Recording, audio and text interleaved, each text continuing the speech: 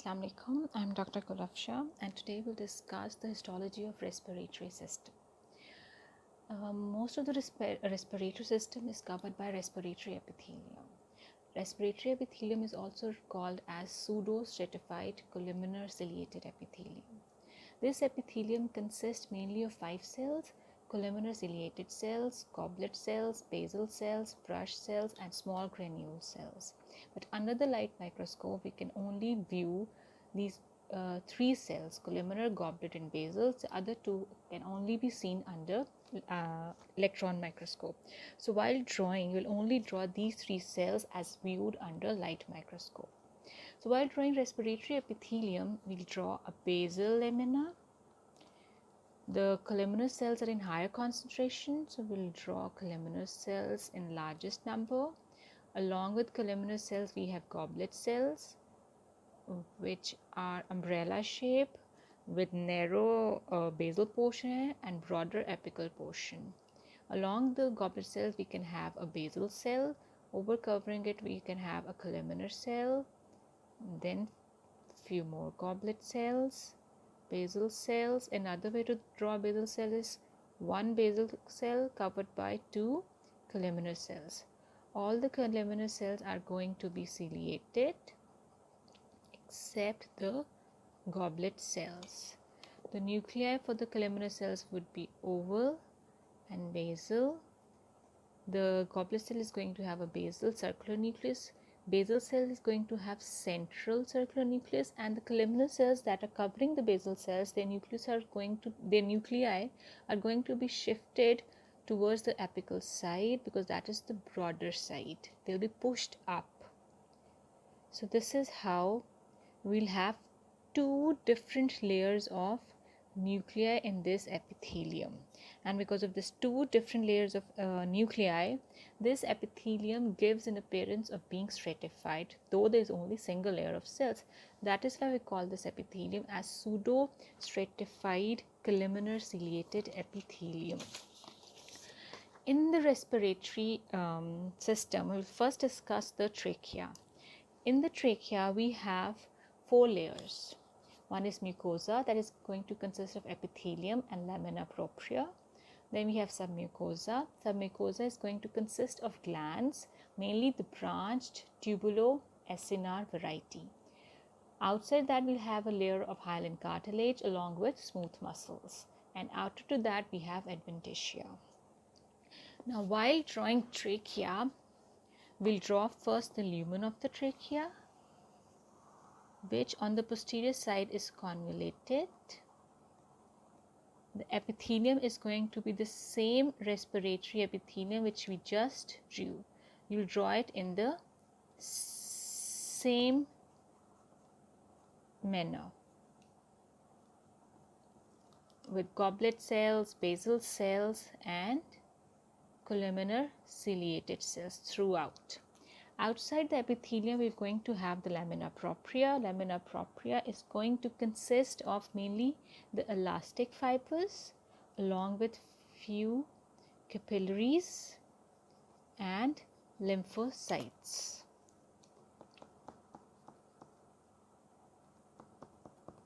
This is going to be the lamina propria. Outside the lamina propria, we're going to have submucosa, and in submucosa you're going to draw glands. The glands are going to be of 3 varieties: mucus, serous, and seromucus. We know that the mucus glands have pyramidal cells with basal flattened nuclei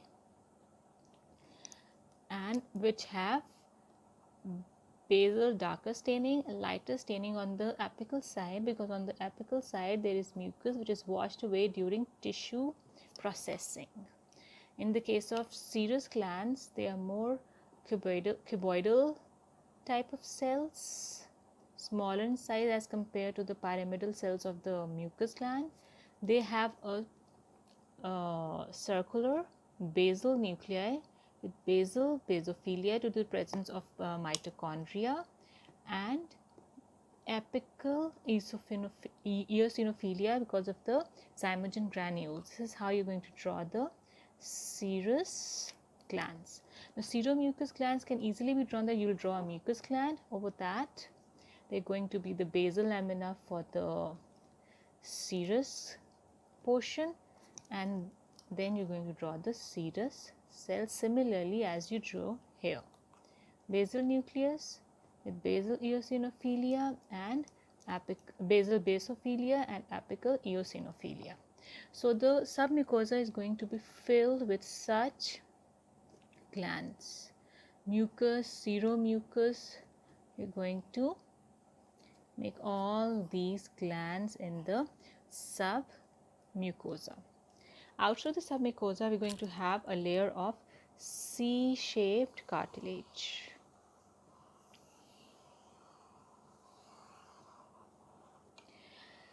Now, both the inner and outer portion are basically the perichondrium of the hyaline cartilage. And just below the perichondrium, we have the chondrocytes, which are present parallel to the perichondrium. You're going to draw the nuclei of the chondrocytes. These are present on the both sides of the perichondrium, inner perichondrium as well as the outer perichondrium. In between, you're going to draw the chondrocytes in isogynous groups, and around in the center, you're going to draw between the lacunae these nuclei or the nuclei of the chondrocytes. And outside the lacunae, you're going to have the territorial matrix, which is going to be intensely or darkly stained with the basophilia. And in between this territorial matrix, we're going to have lightly staining interterritorial matrix. The intense staining of the territorial matrix is because of the large concentration of the proteoglycans. And as the concentration of proteoglycans decreases and collagen fibers increases, the interterritorial matrix is lightly staining basophilic.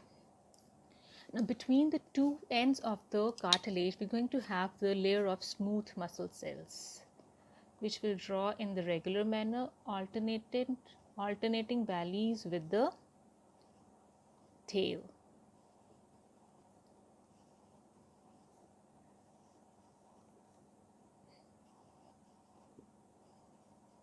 And with the central flattened nuclei. Outside the cartilage, we have the adventitia. Adventitia is going to be filled with loosely arranged collagen fibers along with the other parts of the components of connective tissue. But another thing which we'll see in adventitia is the clusters of fat cells scattered throughout, along with capillaries and venules within the adventitia. So this is how you'll draw and it's going to extend outside the smooth muscle as well.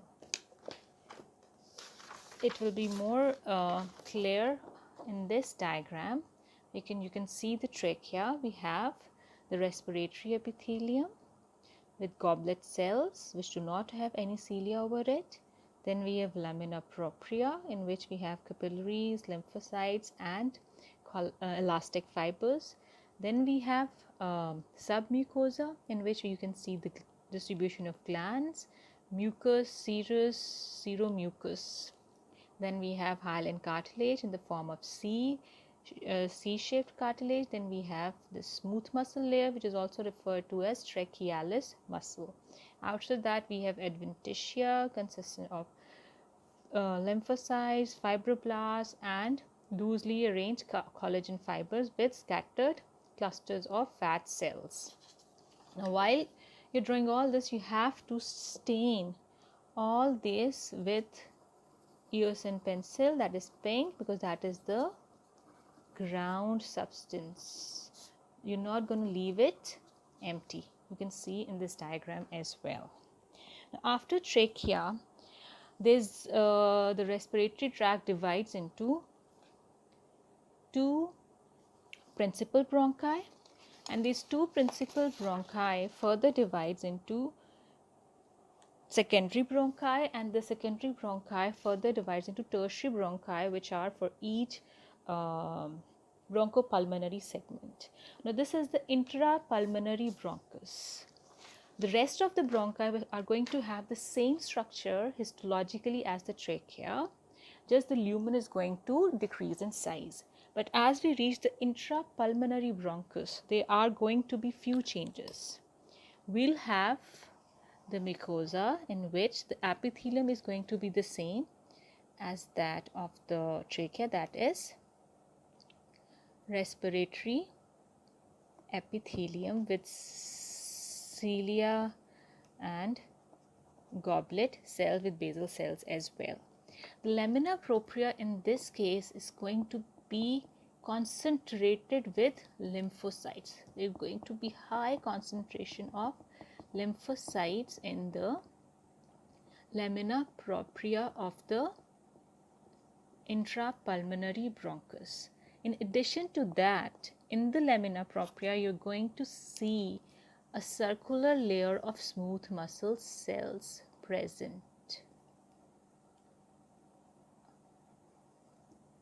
Just 2 layers of smooth muscle cells you're going to draw over here. This will also be present in the lamina propria. Outside the lamina propria, you're going to have the submucosa, which is going to consist of glands, which are the same: mucus, seromucus, and serous glands. Now, another difference from that of trachea is that here the cartilage is not going to be present in a continuous C shape, rather in a discontinuous form of plates. It's not going to be continuous, but rest of the structure is going to be the same as we just drew on the trachea, and adventitia is going to be the same as well. Now this is going to be further clarified in this diagram, where you can see a respiratory epithelium covering the lumen of the intrapulmonary bronchus. There are goblet cells, there are basal cells, along with columnar ciliated cells. The lamina propria has this high concentration of lymphocytes, and outside that we have 2 layers of smooth muscle cells. Then we have submucosa, which have again those glands: mucus glands, serous glands, seromucus glands, and outside that we have those C-shaped cartilage plates. It's not present in the form of a ring, and it is interrupted by the submucosa as well. Outside that we have the adventitia. There are other structures also in the diagram, but we'll just focus on the intrapulmonary bronchus. Now, after intrapulmonary bronchus, we are going to draw terminal bronchiole. What happens is that these bronchus dichotomously divide, and when the lumen reaches less than 1 millimeter in size, we call it as bronchiole. The bronchiole will further continue to divide, and then reaches the terminal bronchiole. Now this terminal bronchiole is different from the respiratory.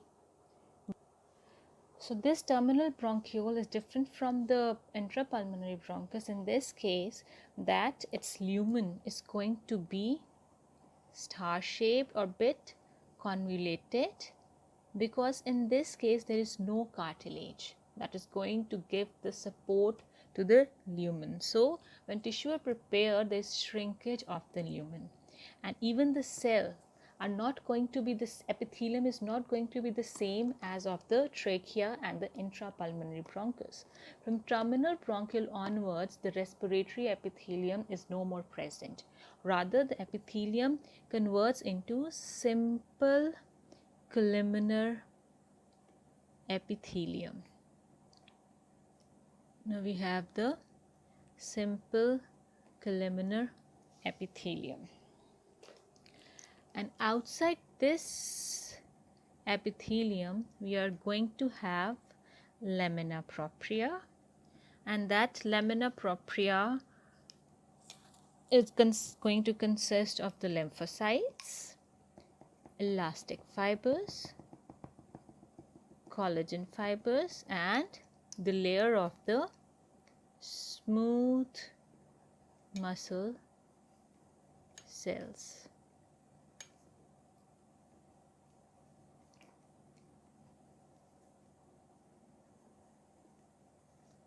Just in the case of intrapulmonary bronchus. Here the number of layers could be more, because this is the structure.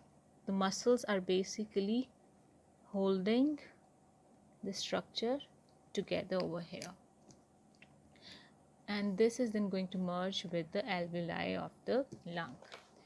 This again over here we can see in the diagram the star-shaped lumen with the columnar epithelium. Outside the epithelium we have these lymphocytes along with the connective tissue consistent of collagen fibers. Here we can also see in this diagram that the terminal bronchiole consists of this star-shaped or convoluted lumen, shrinked lumen. After that we have Lamina Propria, consists of lymphocyte and connective tissue fibers, and after that we have a layer of smooth muscle cells, and then we have the Adventitia. We can draw over here the Adventitia as well. Now we will discuss about the respiratory bronchiole and alveolar duct. Respiratory bronchiole. In this case, we will not have the continuous lumen as we had in the case of rest of the portion of respiratory system. We'll have an interrupted lumen, and this lumen is going to have cuboidal epithelium, and outside the cuboidal epithelium we're going to have the layer of smooth muscle cells,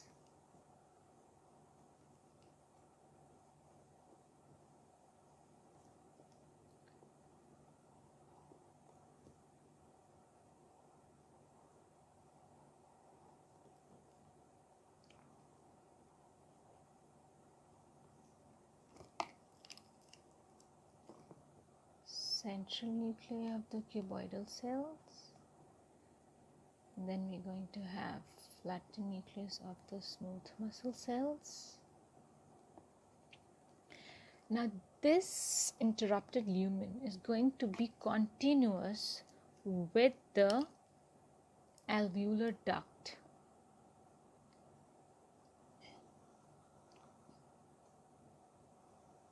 Now this is the major portion which we're going to draw over here, the alveolar duct.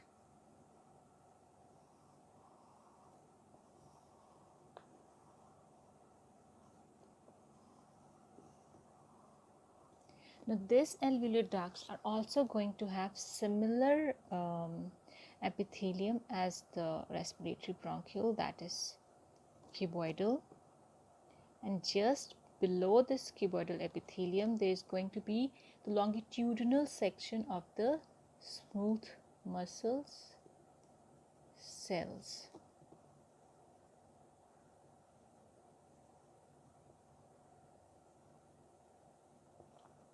And this is going to be continuous with the alveolar sacs, which are going to have simple squamous epithelium.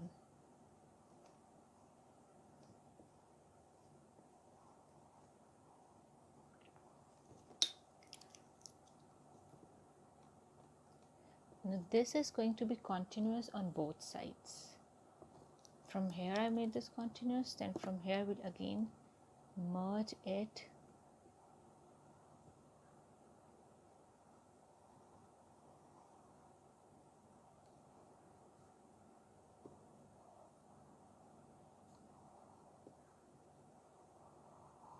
So this center portion is basically the alveolar duct, on both sides of which are arising the alveolar sacs, which have a simple squamous epithelium.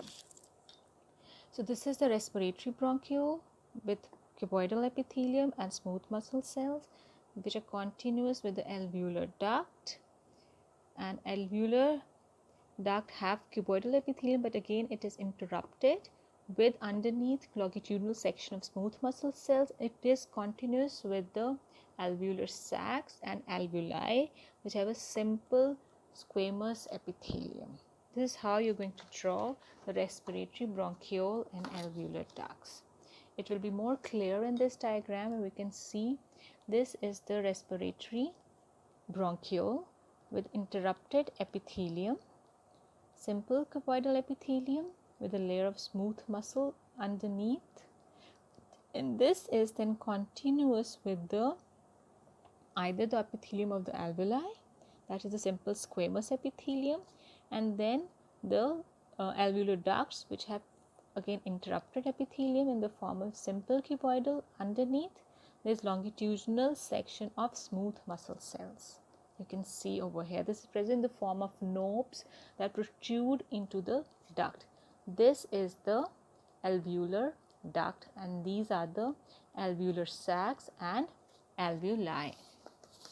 Over here, while drawing the nuclei of the smooth muscle cell, you not draw in all of them, but rather in the few, because we know that while taking the sections, the nuclei is not present in all the sections, rather only the thicker or the bigger sections, because obviously that section will be through the belly. Now we'll concentrate on drawing the alveoli of the lungs. While drawing the alveoli of the lungs, we need to keep in mind that they are they have a simple squamous epithelium. That means flattened epithelium. And these alveoli has majorly two types of cells. Type 1 alveoli cells, which are mainly these simple squamous cells, which are present in which have like 95% of concentration. The other type is the alveolar type 2 cells, which are also called as greater alveolar cells. These are more circular spherical cells as compared to the simple squamous cells of the alveoli. Now we'll draw the alveoli epithelium squamous. These are all type 1 epithelial type 1 alveolar cells, and in between we have few type 2 alveolar cells. Over here again we'll have alveolar type 2 cells, whose function is to produce surfactant. Now in between these two layers of the cells, there is this interalveolar septum, and this interalveolar septum is filled with capillaries, and these capillaries are going to be filled with red blood cells for the exchange of material with the air. They are carrying carbon dioxide to discharge it out and to carry back oxygen. So this exchange is going to take place over here. In addition to that, another type of cell that is present between the alveoli are the macrophages. These macrophages are also called as dust cells. They are also present in the alveoli, scattered about. We're going to draw the alveolar macrophages, and they are also referred to as dust cells. So this is type 1 alveolar cell. This is type 2 alveolar cell. These are the macrophages or the dust cells, and these are the capillaries. And this will be more clear in this diagram, where we can see the two. This is the alveoli lined by simple squamous epithelium. In between that, we have these great alveolar cells or type 2 pneumocytes or type 2 alveolar cytes. And then we have macrophages, and in between these two epithelia, we have the interalveolar septum. And this interalveolar septum is filled with capillaries carrying the red blood cells for the air-blood exchange. So this is how we are going to draw the respiratory system. Thank you.